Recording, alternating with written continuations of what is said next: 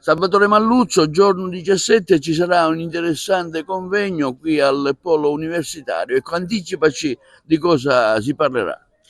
Sì, intanto il convegno si iscrive tra gli appuntamenti di Agrigento Capitale della Cultura 2025, questa importantissima sfida che certamente vede coinvolta anche, in questo caso anche il Polo, vede coinvolto anche il Polo Universitario Territoriale di Agrigento, del quale è presidente il professor Gianfranco Tuzzolino, che ringraziamo per appunto questa collaborazione che ha voluto intraprendere con il Lions Club Agrigento Host, all'interno del quale sono il coordinatore delle attività che il club porta avanti. Il club dal 1959 che opera sul territorio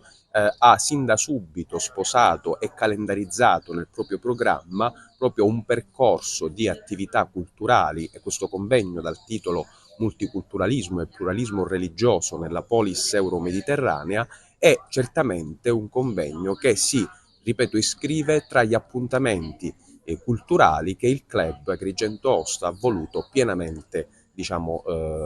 sposare.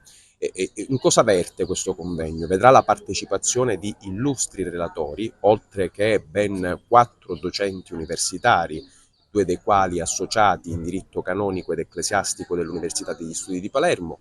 il mio maestro, il professore Ferrante, ordinario di diritto canonico ed ecclesiastico dell'Università degli Studi di Palermo, la professoressa Maria D'Arienzo dell'Università degli Studi di Napoli Federico II, anche lei ordinario di diritto canonico ed ecclesiastico, ma anche l'importanza tra il confronto tra le maggiori confessioni religiose. Per appunto la Chiesa Cattolica sarà presente il vicario generale dell'Arcidiocesi di Agrigento, Don Giuseppe Cumbo, mentre per la rappresentanza delle comunità islamiche italiane sarà presente l'imam Macaluso, che è il rappresentante per il sud Italia delle comunità islamiche italiane, mentre per l'UCEI, per l'Unione delle Comunità Ebraiche Italiane, sarà presente il rabbino Cesare Moscati, rabbino capo di Napoli e per il sud Italia. Quindi c'è grande fermento, c'è grande voglia di collaborare con le istituzioni del territorio, ma soprattutto c'è grande voglia di investire nella cultura. Ecco, ricordiamo dove sarà e quando sarà.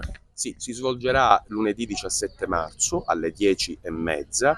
presso appunto l'Aula Magna di Villa Genuardi, quindi in collaborazione con il Polo Universitario di Agrigento, e tengo anche a ringraziare la Presidente dell'Ordine degli Avvocati di Agrigento, l'Avvocato Vincenza Gazziano, che ci ha offerto il proprio patrocinio, ma soprattutto sarà previsto il rilascio di 3 crediti formativi nelle materie ordinarie per gli avvocati del Foro di Agrigento, proprio a significare l'importanza di questo evento.